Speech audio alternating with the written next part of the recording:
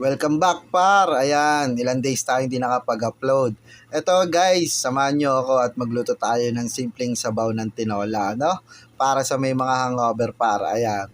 So, napakasimple lang nito guys. At budget meal na budget meal lang to. Itong luto natin. Ayan. So, makikita nyo, masarap na masarap yan. Lalo na pag mainit par.